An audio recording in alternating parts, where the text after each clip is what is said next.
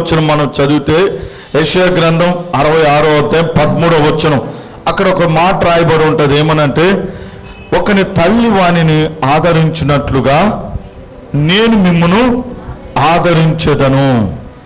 అదే అందరూ చెప్తారు. కింద ఇంకొక మాట ఉంటుంది, యెరూషలేములోనే మీరు ఆదరించబడుదురు. ఎక్కడ ఆదరించబడతారంట? నువ్వు తల్లిలాగా దేవుని యొక్క ఒడిలో, దేవుని యొక్క కౌగిటిలో ఆదరించబడాలంటే ఎక్కడుంటే ఆదరించబడతావు? యెరూషలేములో. ఇప్పుడు మనం ఫ్లైట్ ఎక్కి యెరూషలేం పోదామా? వీసా కావాలా? ఆడ యుద్ధం జరుగుతా. యెరూషలేం అనగా ఆత్మీయ అర్థం ఏంటంటే సంఘం. యెరూషలేం మా తల్లి అని పౌలు భక్తుడు తెలియజేస్తా ఉన్నాడు. తెలుసా ఆ వాక్యము ఎక్కడుందో? తెలుసా? ఎవరికైనా చెప్తారా? యెరూషలేం అనేది మాకొక తల్లి కనుక తల్లి. యెరూషలేం అనేది మనకు సంఘం, దేవుని యొక్క మందిరం. నువ్వు ఎప్పుడైతే దేవుని మందిరానికి వస్తావో నీకేం కలుగుతుందంటే ఆదరణ దొరుకుతుంది. ఇది ఆదరణ దొరికే స్థలం, ఇది ఆదరించబడే స్థలం. చాలా మంది బాధలు వస్తాయి, సమస్యలు వస్తాయి, ఇబ్బందులు వస్తాయి, ఇరుకులు వస్తాయి, అప్పు బాధలు, అప్పు సమస్యలు, ఇంకొక సమస్య ఈఎంఐ కట్టలేదని, ఇంకోటని. అప్పుడు మనం ఏం చేయాలి? బయటకు వెళ్ళి పెన్నా నది దగ్గర, చెరువు దగ్గర, బీచ్ దగ్గర కదా, ఎంజిఆర్ దగ్గరకు పోయి, లేదా కొంతమంది టీల మీద టీలు తాగి, కొంతమంది సిగరెట్ల మీద సిగరెట్లు దాక్కుంటూ, కొంతమంది మందు బాబులు మందు మీద మందు దాక్కుంటూ కదా. దేవుని బిడ్డలు అయితే ఏం అర్థం కాక ఒంటరిగా రూమ్లో కూర్చుంటూ బాధపడుకుంటా ఉంటే నీకు ఆదరణ దొరకదు. యెరూషలేములోనే నీకు ఆదరణ దొరుకుతుంది, శాంతి దొరుకుతుంది. ఎలాంటి శాంతి అంటే నీ కన్న తల్లిలాగా వచ్చి ఆయన ఒడిలో నిన్ను పట్టుకొని ఒక తల్లిలాగా నిన్ను ఆయన ఆదరిస్తాడంట. ఆయన నిన్ను హత్తుకుంటాడు, నిన్ను ఓదారుస్తాడు. ఆయన నువ్వు ముసలాయనైనా ముసలవుడు అయినా, నువ్వు ఏ ఏజీ ఉన్నా, దేవుని ముందు మనం ఎలాంటి వాళ్ళం? చంటి బిడ్డల్లాంటి వాళ్ళం మనం. ఆయనకి చిన్న బిడ్డల్లాంటి వాళ్ళం మనం. హల్లెలూయా. కనుక ఈ స్థలాన్ని మనము మర్చిపోకూడదు. దేవుని ఆలయాన్ని, దేవుని మందిరాన్ని మనం మర్చిపోకూడదు. యెరూషలేములోనే నీవు ఆదరించబడతా. హల్లెలూయా. కనుక చాలామంది ఏమవుతున్నారంటే మందిరాన్ని మర్చిపోతున్నారు. మనం మందిరాన్ని మర్చిపోతే ఏమవుతుందో తెలుసా? మనం హెచ్చించబడం, నువ్వు తగ్గించబడతా. బైబిల్లో రాయబడింది, యెరూషలేమును నువ్వు మర్చిపోయిన ఎడలా నీ కుడి చేయి నేర్పు పనిని మర్చిపోతావు. ఇంకా నువ్వు హెచ్చింపు అనేది లేకుండా ఘనహీనురాలుగా మార్చబడిపోతావు. ఎందుకు? దేవుని బిడ్డలు రోజు రోజుకి హీనమైపోతున్నారు, ఘనహీనంగా మార్చబడిపోతున్నారు.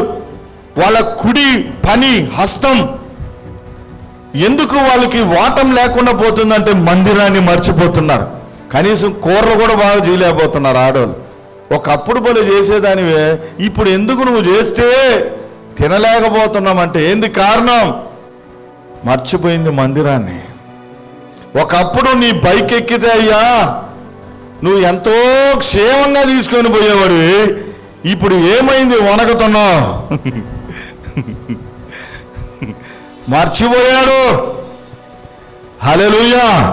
మందిరాన్ని మర్చిపోతే, దేవుని ఆలయాన్ని మర్చిపోతే, నీ కుడి చేతి పనిని మర్చిపోతా. హెచ్చింపు అనేది నీకు లేకుండా పోతుంది. హల్లెలూయా. మా అమ్మ మా పెద్దన్నకి నేర్పించిన ఒక పెద్ద సామెత ఉంది. అప్పుడు కాలంలో 1985, 86, 84 సంవత్సరం అనుకుంటా. ఆ సమయంలో మా అన్న 2 ఆదివారాలు మందిరానికి రాకుండా పనిలోనే ఉండిపోయాడు. పెద్దన్న ఆయన నాకు ఇది 10-20 సార్లు చెప్పాడు. ఈ మాట 10-20 సార్లు చెప్పేవాడు. ఆయనతో నేను పనికి వెళ్తున్నప్పుడల్లా. ఈ 2 వారాలు అయిన తర్వాత ఆదివారం రాత్రి వచ్చి మా అమ్మ ఇదే ఇంట్లో పొయ్యి ఊతా ఉంది, కింద పొయ్యి ఊతా కట్లు పొయ్యితో అన్నం వండుతూ ఉంటే, అమ్మ ఇదిగో నేను రాలేకపోయాను, ఏమనుకోకు, అర్జెంటు పని, ఇదిగో డబ్బులు ఇస్తున్నా తీసుకో, పైసలు ఇస్తున్నా తీసుకో అన్నప్పుడు, ఈ డబ్బులు ఎవరికి కావాలరా నీ ముష్టి డబ్బులని పొయ్యిలో పడేసిందంట. ఎక్కలేని కోపం వచ్చింది. 2 వారాల నుంచి నేను కష్టపడి సంపాదించింది బూడిద పాలు చేస్తావా నువ్వు అని అరిచేసి వెళ్ళిపోయాడంట. కానీ ఆయన రాత్రి తర్వాత 10-10:30కు వచ్చినప్పుడు దేవుని బిడ్డలారా, అప్పుడు ఆమె మరలా ఆయన్ని చేరదీసి చిన్నగా ఆయన కోపాన్ని తొలగించి చెప్పింది, నాయనా ఇప్పుడు నువ్వు 2 వారాలు, రేపు మళ్ళా 2 వారాలు మిస్ అయిపోతే ఏమైపోతావో తెలుసా? సాతాను చేతికి చిక్కబడిపోతా. నువ్వు నీ సంపాదన దేనికి ప్రయోజనకుండా లేకుండా అయిపోతుంది. హల్లెలూయా. ఆ విధంగా నాతో 20 సార్లు చెప్పాడు ఆ మాట. అప్పటి నుండి ఆ రోజు నేను ప్రతి ఆదివారం ఎక్కడున్న మందిరానికి పోతా నేను. హల్లెలూయా. దేవుడు ఆయన ఏం తక్కువ స్థితిలో పెట్టలేదు. చచ్చిపోయే వరకు ఆయన మరణం అయ్యేదాకా కూడా మందిరానికి పోతానే ఉన్నాడు. ఆయన ఏమి దేవుడు తక్కువ స్థితిలో పెట్టల, మంచి స్థితిలోనే పెట్టాడు. హల్లెలూయా. నేను ఎందుకు చెప్తున్నానంటే, తల్లులారా, మీ పిల్లల్ని మనమే చెడగొట్టేది. బైబిల్లో తల్లులు చెడగొట్టారు, బైబిల్లో తల్లులు పైకి లేవనెత్తారు. హల్లెలూయా. హన్నా ఒక్క కొడుకుని ప్రభువా, ఒక్క బిడ్డని నాకు ఇచ్చి చూడు ప్రభు అని చెప్పింది. మొక్కుబడి చేసి హృదయాన్ని కుమ్మరిస్తే దేవుడిచ్చాడు. మీకు ఇచ్చినట్లుగానే, మనందరికి ఇచ్చినట్లుగానే హన్నాకి ఇచ్చారు. దేవుడిస్తే హన్నా ఏం చేసింది? పాలు విడిచిన వెంటనే వెళ్ళి ఆమె మొక్కుబడి చొప్పున దేవుని మందిరంలోకి అప్పగించింది. హల్లెలూయా. దావీదు సంపాదించాడు. గొర్రెల కాపరి, దేవుని మీద ఆధారపడి చప్పట్లు కొడతామా? హల్లెలూయా. కనుక దేవుని బిడ్డలారా, మీ పిల్లలకి నేర్పించాల్సింది ఏందో తెలుసా? ఎట్లా సంపాదించాలి, ఎలా పరిగెత్తాలి? ముందు మందిరాన్ని నేర్పించండి. బాలుడు నడవలసిన త్రోవలో వాడిని తీసుకొని వెళ్ళండి. వాడు పిచ్చోడు కాడు, మూర్ఖుడు కాడు, మొండోడు కాడు, సైకో కాడు, షాడిస్టు కాడు, త్రాగుబోతు కాడు, తిరుగుబోతు కాడు, వ్యభిచారి కాడు, కిడ్నాపర్ కాడు, ఎవరినో తీసుకొని లేచిపోడు. హల్లెలూయా. ఎలా అవుతాడు?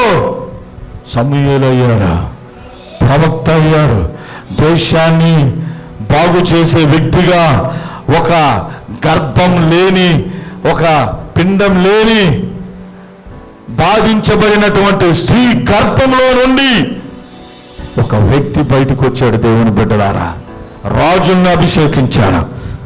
ఆమేన్. దేవుడు నీ గర్భంలో నుండి వచ్చిన బిడ్డల్ని దీవిస్తాడు, ఆయన ఆశీర్వదిస్తాడు. నేర్పించు, మందిరాన్ని నేర్పించు. మా అన్న చెడిపోలేదు, తాగుబోతు కాల, తిరుగుబోతు కాల. మా అమ్మ చనిపోయిన 1987 సంవత్సరం ఫిబ్రవరి 11వ తేదీ ఇక్కడే అమెరికన్ హాస్పిటల్లో మరణించింది. ఇదే ఇంట్లో ప్రార్థన చేసేది. ఇక్కడే అమెరికన్ హాస్పిటల్లో నేను పుట్టాను. 1987 ఫిబ్రవరి 11వ తేదీ చనిపోయింది. ఆమె చనిపోయినా కూడా మేము 6 మంది చెడిపోలేదు. తల్లిదండ్రులున్నా చెడిపోతున్నారు, తల్లిదండ్రులున్నా తాగుబోతులు అయిపోతున్నారు, తల్లిదండ్రులు ఉన్నా వ్యభిచారులుగా, తిరుగుబోతులుగా వాళ్ళ కళ్ళ ముందే తిరుగుతా ఉన్నారు. వాళ్ళ కళ్ళ ముందే సినిమాలు, షికార్లు, చెడ్డ అలవాట్లు, బూతులు, మాట వినకుండా ఎంతమంది తల్లిదండ్రులు, బయట వాళ్ళు కాదు, మన వాళ్ళే, మన దేవుని బిడ్డలే. 1-2 ఫోన్లు వస్తూనే ఉంటాయి బిడ్డల గురించి. ఒకే కొడుకని, ఒకే కూతురని, 2 కొడుకులని, 2 కూతుర్లని. హల్లెలూయా. టేక్ ఇట్ ఈజీగా తీసుకోవడం, కేర్లెస్గా తీసుకోవడం, నీ యొక్క బలహీనతకి వాళ్ళని వదిలిపెట్టేయడం, నీ షికార్లకి వాళ్ళని వదిలిపెట్టేయడం, దేవుని సన్నిధి లేకుండా, ప్రార్థన లేకుండా, ఆఖరాకి ఆ ప్రభావం అంతా వాళ్ళ మీద పడి పిచ్చోళ్ళలాగా తిరుగుతున్నారు. హల్లెలూయా. కనుక దేవుని బిడ్డలారా, జాగ్రత్త వహించండి.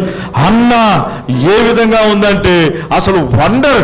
ప్రపంచంలో ఇంత గొప్పగా ఒక కుమారుని తయారు చేసి పాలు విడిచిన వెంటనే, మీరు 1 సమూయేలు గ్రంథం 1వ అధ్యాయం 2వ అధ్యాయం చదవండి. పాలు విడిచిన వెంటనే తీసుకొని పోయి మందిరంలో అప్పగించిందంటే ఎంత గొప్ప తల్లి, ఎంత ట్రైనర్, ఎంత గొప్ప ట్రైనర్. అరే మందిరం టైం అయిపోతుందిరా, లేరా అంటే లేవని పిల్లలు ఈ దినాల్లో. అవునా కాదా? రే హైదరాబాద్కి పోతాం రా, చెన్నై పోతాం, బెంగళూరు పోతామంటే నీకన్నా ముందు లేచి వాళ్ళు రెడీ అయిపోయి ఉంటారు. నీకన్నా ముందు లేచి వాళ్ళు రెడీగా ఉంటారు. ఎందుకంటే ఆ విధంగా మనమే మార్చేసాం. నీవే మార్చింది. బయట వాళ్ళు వచ్చి మారుస్తారా? బయట వాళ్ళు వచ్చి మారుస్తారా? మందిరం అంటే ప్రార్థన, ఏం ప్రార్థన అమ్మ బలవాడు, ఏం బాధ. హైదరాబాద్ పోతాం బా, రామోజీ సిటీ, ఇంకెక్కడికైనా పోతామా? I am ready. హల్లెలూయా. దేవునికి మహిమ కలుగును గాక. కనుక దేవుని బిడ్డలారా అర్థం చేసుకోండి. చూడండి ఆమె ఎంతగా ట్రైనింగ్ ఇచ్చిందో తల్లి. ట్రైనర్, మా అమ్మ ట్రైనింగ్ ఇచ్చి చనిపోయింది. మా అక్కకి ఇచ్చింది, ఇంకొక అక్కకి ఇచ్చింది. 1980లో చనిపోయింది. మేము చిన్న పిల్లలు. నేను 5వ క్లాస్ చదువుతున్నా. 6 మంది మేము రక్షణలోనే ఉన్నాం. దేవుని యందు భయభక్తులు కలిగి ఉన్నాం. అడగండి కావాలంటే. పాస్తం వచ్చింది కదా, ఎవరైనా తాగుబోతులుగా తిరుగుబోతులుగా ఉన్నారా? మా అమ్మ ఎప్పుడు చనిపోయింది? 80లో చనిపోయింది. ఆ తల్లి ప్రార్థన మమ్మల్ని లేవనెత్తింది. ఆ ప్రార్థన మమ్మల్ని కట్టింది, నన్ను సేవకునిగా మార్చింది నన్ను. హల్లెలూయా. తల్లులారా వినండి, మీ చేతుల్లో దేవుడు సమూయేలులాగే పెట్టున్నాడు. లేవనెత్తండి, బలపరచండి. గొప్ప వ్యక్తులుగా మార్చబడతారు. దావీదుల్లాగా తీర్చబడతారు. సమూయేలులాగా మార్చబడతారు. ఎస్తేరులాగా తీర్చిదిద్దబడతారు. ఆ పిల్ల అంతేలేమ్మా, ఆయన అంతేలేమ్మా అనబాక. అన్నావా నీకు వాత పెడుతుంది, నీకు వాత లేస్తాడు వాడు. ఇంకోటి చూపించేసి నేను ముగిచ్చేస్తా. నిర్గమాకాండం 2వ అధ్యాయం 1వ వచనం నుండి 3 వచనాలు చదువుకుంటా పోతే అక్కడ ఒక తల్లి కనబడుతుంది. ఆమె పేరేం పేరో తెలుసా? యోకెబెదు. చెప్పండి. యోకెబెదు. ఈమె ఎవరు తల్లి తెలుసా? మోషే. మోషే అంటే ఎవరో తెలుసా? హల్లెలూయా. ఈ మోషే 10 ఆజ్ఞలు తీసుకొని వచ్చాడు, ధర్మశాస్త్రం తీసుకొని వచ్చాడు. ఎలా? మామూలుగానే పుట్టాడు. ఆ రోజుల్లో ఒక శాసనం ఉంది, బాగా వినండి. శాసనం ఏం శాసనం? మరణ శాసనం. ఇజ్రాయెల్ ప్రజలకు ఎవరైనా తొలిచూలుగా మగ పిల్లోడు పుట్టాడంటే ఏం చేయాలి? చెప్పాలి. 2గా నరికేవాళ్ళ. ఎంత భయంకరమైన శాసనం. పుడుతున్నాడు బిడ్డ అంటే టెన్షన్. మగోడు పుడతాడా? ఆడపిల్ల. ఇప్పుడు ఆడపిల్ల పుడితే టెన్షన్, అప్పుడు మగోడు పుడితే టెన్షన్. ఇప్పుడు ఆడపిల్ల పుడితే టెన్షన్. ఏ అమ్మాయి, ఏ బిడ్డ అంటే అమ్మాయి, అబ్బో. అప్పుడు మగోడు అంటే టెన్షన్, ఆడపిల్ల అంటే టెన్షన్లా. ఆల్రెడీ మిరియాం పుట్టింది, అహరోను పుట్టారు, ఇప్పుడు మోషే వచ్చున్నాడు. ఇప్పుడు ఏం జరిగింది? ఇప్పటికే ఒక ఆయన ఉన్నాడు, ఇప్పుడు మోషేని ఏం చేయాలా? చంపేవాళ్ళ. ఆమె 3 నెలలు దాచింది. కన్న తల్లి 9 నెలలు గర్భంలో దాస్తే ఆమె ఐగుప్తులకి తెలియకుండా 3 నెలలు దాచిందంట. ఇంకా ఆమె వల్ల కాలేదు. 3వ వచనంలో చదివితే ఇక ఆమె వల్ల కాకుండా, నా వల్ల కాదు ఇక ఈ ఫరో సైన్యానికి, ఫరో మనుషులకి, ఈ ఐగుప్తు ప్రజలకి నేను దాచి పెట్టడం నా వల్ల కాదు అనుకొని ఇక ఆలోచించి ప్రార్థన చేసి ఒక జమ్ము పెట్టెని తయారు చేసి మట్టిని కీలును పూసి ఏటి ఒడ్డున ముందుగానే వాళ్ళ మోషే అక్క అయినటువంటి మిరియాంకి తన కుమార్తెకి యోకెబెదు ట్రైనింగ్ ఇచ్చేసింది. ఏటి ఒడ్డున వదిలేసి నువ్వు చూస్తూ ఉండంటే అక్కడ ఫరో కుమార్తె స్నానం చేస్తూ ఉంది. ఇదంతా మనకు తెలుసు. కానీ 3 నెలలు దాచింది దేవుని బిడ్డలారా. 3 నెలలు దాచింది. నేనేం చెప్తానంటే నీ బిడ్డల్ని దాచండి, ఈ లోక ప్రభావం పడకుండా, ఈ లోక సైతాను క్రియ పడకుండా. 3వ కన్ను తెరుచుకొని ఉండండి. చేతులు కాలిన తర్వాత ఆకులు పట్టుకొని అరుచుకుంటా, కేకలు పెట్టుకుంటా, ఉపవాస ప్రార్థనలు చేస్తామా, అది చేస్తామా, ఏడ్చుకుంటామా, దాచిపెట్టుకుంటామా? వేస్ట్. అప్పుడు వేస్ట్. నువ్వు చేయాల్సింది ఇప్పుడే దాచు నీ బిడ్డల్ని. సైతానికి దొరకకుండా, సాతాను నీడలోకి పోకుండా, లోక ప్రభావంలోకి పోకుండా నీ నీడలో దాచు. దేవుని నీడలో మహోన్నతుని చాటున భద్రపరచండి. వాళ్ళు ప్రయోజకులు అవుతారు. వాళ్ళు ఏమవుతారు?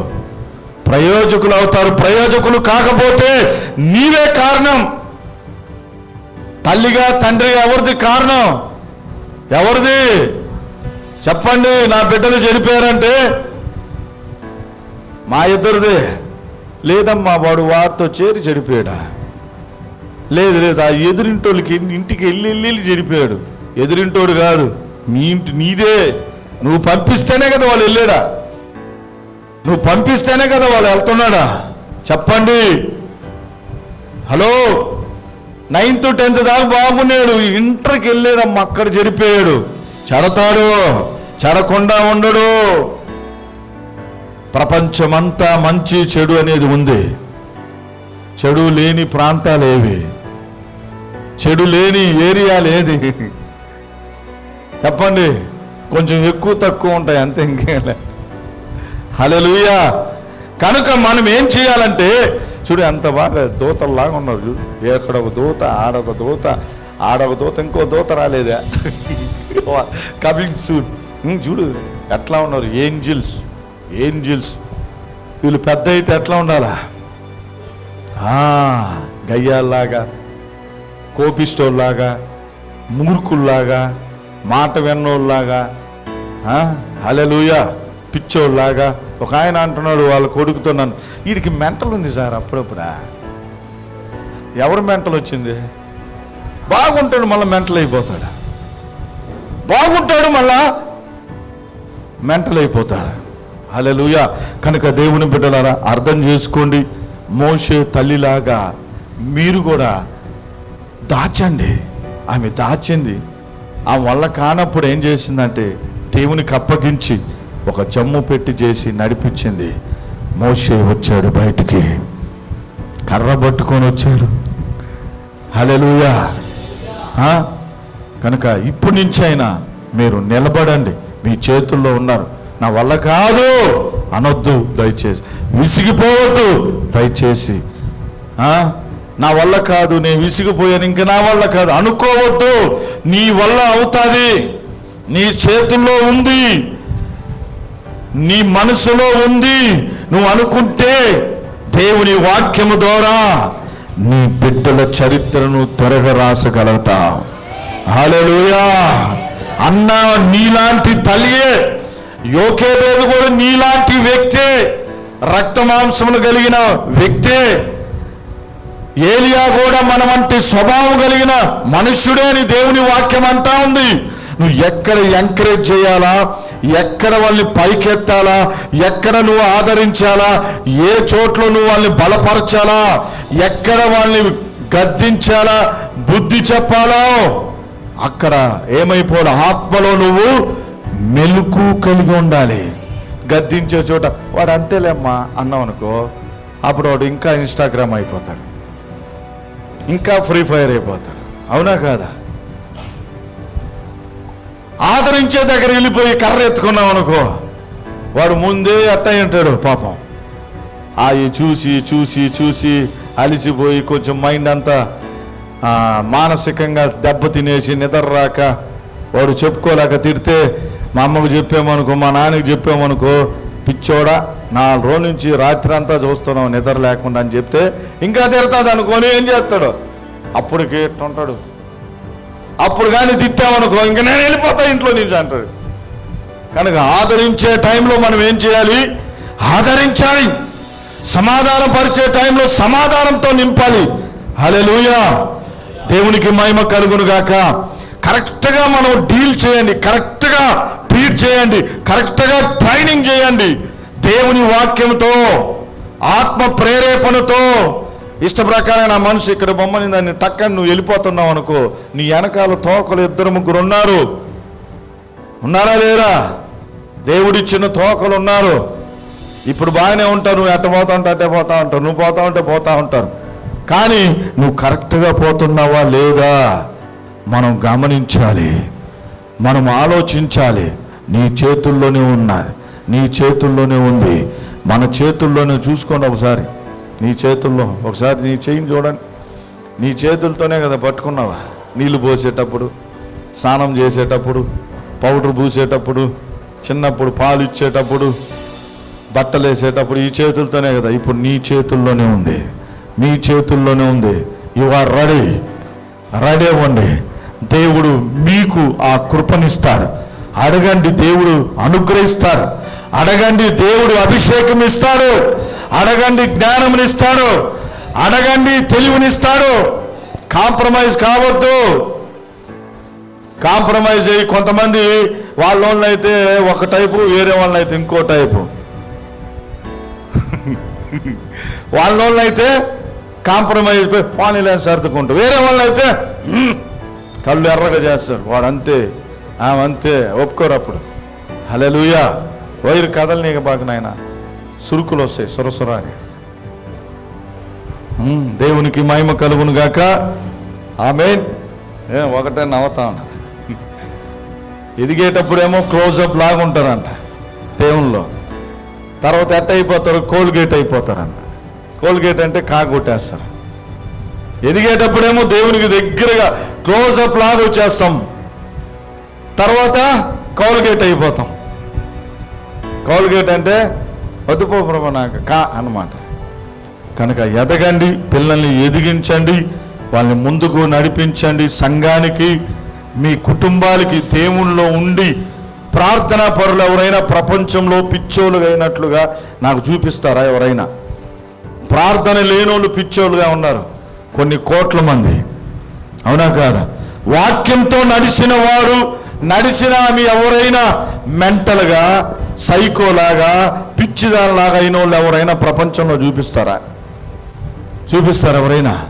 వాక్యంతో నడిచిన వాళ్ళు, వాక్యంతో జీవించిన వాళ్ళు పవర్ఫుల్గా మార్చబడ్డారు.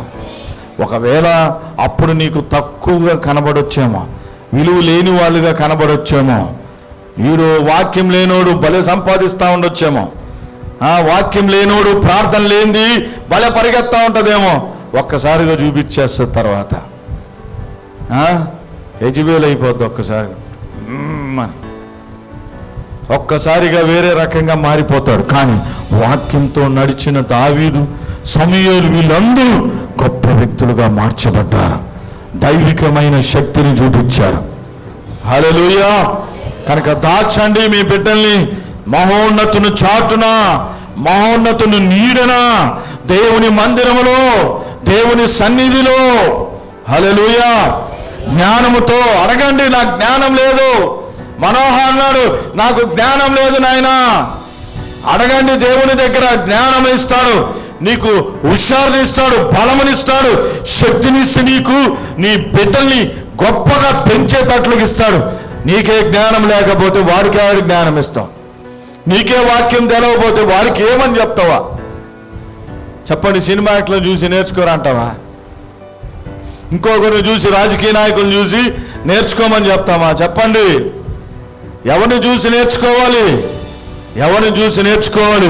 పరిశుద్ధ గ్రంథంలో ఉన్న దేవుని భక్తుల్ని, ఇప్పుడు కనబడుతున్నటువంటి దేవుని భక్తుల్ని, దేవుని బిడ్డల్ని చూసి ఆ విధంగా నేర్చుకుంటూ ముందుకు పోయినప్పుడు బలముగా మార్చబడతారు, శక్తివంతులుగా మార్చబడతారు. నీకు డిప్రెషన్ ఉండదు, టెన్షన్ ఉండదు, నీకు ఏ విధమైనటువంటి ఒత్తిడే ఉండదు ఇక. అవునా కాదా? చెప్పండి అమ్మా. ఎంతమంది పిల్లలంటే ఇంట్లో పెట్టేదానికి అమ్మాయిని భయపడుతున్నారు, యాడెళ్ళిపోద్దేమోనని. యాడెళ్ళిపోతాడో, చెక్కేస్తాడో, రెక్కలు వచ్చేసేయి. హల్లెలూయా. గమనించండి దేవుని సంగమా, దేవుని బిడ్డలారా.